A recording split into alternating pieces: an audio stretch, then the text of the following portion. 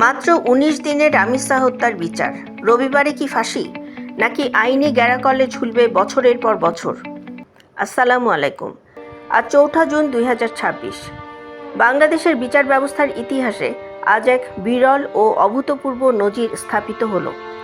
রাজধানীর পল্লবীতে ৮ বছরের ছোট্ট শিশু রামিসা আক্তারকে ধর্ষণের পর নৃশংসভাবে গলা কেটে হত্যার আলোচিত ঘটনায় মাত্র ১৯ দিনের মাথায় আজ মামলার সমস্ত যুক্তিতর্ক ও রেকর্ড শেষ করেছেন আদালত।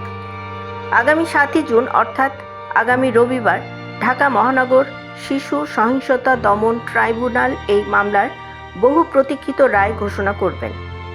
রাষ্ট্রপক্ষ আসামিদের সর্বোচ্চ শাস্তি মৃত্যুদণ্ড দাবি করেছে এবং সাধারণ মানুষও ধারণা করছেন যে রবিবারে হয়তো দুই পিশাচের ফাঁসির আদেশ হবে। কিন্তু প্রশ্ন হলো, নিম্ন আদালতের রেকর্ড ১৯ দিনে বিচার হলেও ফাঁসি কার্যকর করতে কি বছরের পর বছর লেগে যাবে?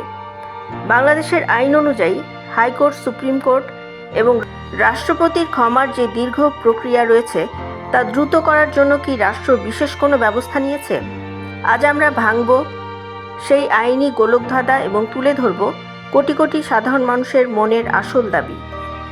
৪ জুন ট্রাইব্যুনালের শুনানিতে রাষ্ট্রপক্ষ ১৬ জন সাক্ষীর সাক্ষ্য এবং সুরতহাল প্রতিবেদন জমা দিয়ে প্রধান আসামি সোহেল রানা এবং তার সহযোগী স্ত্রী স্বপ্না আক্তারের সর্বোচ্চ শাস্তি দাবি করেছে। মাত্র ৩ কার্যদিবসের মধ্যে সাক্ষ্যগ্রহণ শেষ করে রবিবারে রায়ের দিন নির্ধারণ করাকে দেশের আইন বিশেষজ্ঞরা এক যুগান্তকারী পদক্ষেপ হিসেবে দেখছেন। গত ১৯শে মে পল্লবীর ফ্ল্যাট থেকে রামিসার খণ্ডিত লাশ উদ্ধারের পর পুরো দেশ স্তম্ভিত হয়ে গিয়েছিল।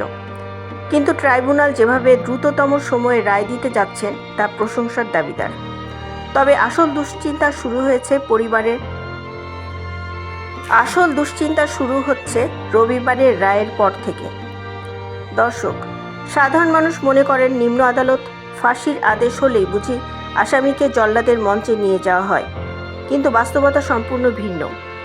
বাংলাদেশের ফৌজদারি কার্যবিধির ৩৭৪ ধারা অনুযায়ী নিম্ন আদালত মৃত্যুদণ্ড দিলেই তা কার্যকর করা যায় না, যতক্ষণ না হাইকোর্ট বিভাগ তা অনুমোদন বা ডেথ রেফারেন্স প্রদান করেন। নিয়ম অনুযায়ী রায় ঘোষণার ৩ কর্মদিবসের মধ্যে নথি হাইকোর্টে যাবে এবং আসামিপক্ষ ৭ দিনের মধ্যে আপিল করতে পারবে।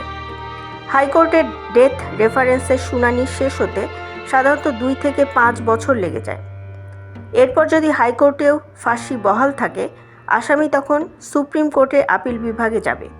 সেখানেও রায় বহাল থাকলে রিভিউ বা পুনর্বিবেচনার আবেদন করা যাবে। আর সর্বশেষ থাকবে সংবিধানের ৪৯ অনুচ্ছেদ অনুযায়ী রাষ্ট্রপতির কাছে প্রাণভিক্ষার শেষ সুযোগ। এই সমস্ত আইনি ধাপ পার হতে অনেক সময় একটি মামলার ক্ষেত্রে ৮ থেকে ১০ বছরও কেটে যায়। এবার আসি সবচেয়ে গুরুত্বপূর্ণ প্রশ্নে। এই দীর্ঘ প্রক্রিয়াটি দ্রুত করার কোনো ঘোষণা কি রাষ্ট্র দিয়েছে? উত্তর হলো, এখন পর্যন্ত আইন মন্ত্রণালয় বা রাষ্ট্রপক্ষ থেকে রামিসা মামলার ডেথ রেফারেন্স শুনানির জন্য হাইকোর্টে কোনো বিশেষ অগ্রাধিকার বা ফাস্ট ট্র্যাক বেঞ্চ গঠনের আনুষ্ঠানিক কোনো ঘোষণা প্রকাশ্যে দেওয়া হয়নি। তবে দেশের মানুষ আজ প্রশ্ন তুলছে, রাষ্ট্র যদি চায় তবে কি এই প্রক্রিয়া দ্রুত করা সম্ভব নয়? আইন বিশেষজ্ঞরা বলছেন, রাষ্ট্র চাইলে এটি ১০০% সম্ভব।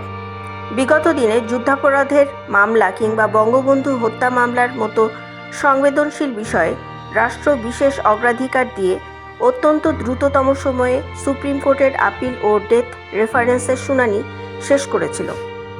রামিসা হত্যার মতো জঘন্য এবং স্পর্শকাতর মামলার ক্ষেত্রেও প্রধান বিচারপতি ও আইন মন্ত্রণালয় যদি বিশেষ উদ্যোগ নিয়ে একটি স্পেশাল ডেথ রেফারেন্স বেঞ্চ গঠন করে দেন, তবে কয়েক মাসের মধ্যেই উচ্চ আদালতের সমস্ত আইনি প্রক্রিয়া শেষ করা সম্ভব। দর্শক, নিম্ন আদালতে মাত্র ১৯ দিনে রামিসা হত্যার বিচার শেষ হওয়া যদি সম্ভব হয়, তবে হাইকোর্ট এবং সুপ্রিম কোর্টেও কেন বিশেষ অগ্রাধিকার দিয়ে এই ফাঁসি দ্রুত কার্যকর করা যাবে না? আপনি কি মনে করেন রাষ্ট্র এবং বিচার বিভাগের উচিত এই মামলার জন্য ফাস্ট ট্র্যাক বেঞ্চ গঠন করে দ্রুততম সময়ে দৃষ্টান্তমূলক ফাঁসি কার্যকর করা? আপনার মূল্যবান মতামত কমেন্টে অবশ্যই লিখুন। রামিসার আত্মার শান্তি এবং বাংলার প্রতিটি শিশুর সুরক্ষায় এই আইনি লড়াইয়ের প্রতিটি মুহূর্তের সত্য ও বিশ্লেষণমূলক ব্রেকিং নিউজ সবার আগে পেতে আমাদের সাথেই থাকুন। ভিডিওটি শেয়ার করে রাষ্ট্রের নীতি নির্ধারকদের কাছে জনগণের এই জোরালো দাবিটি পৌঁছে দিন। ধন্যবাদ।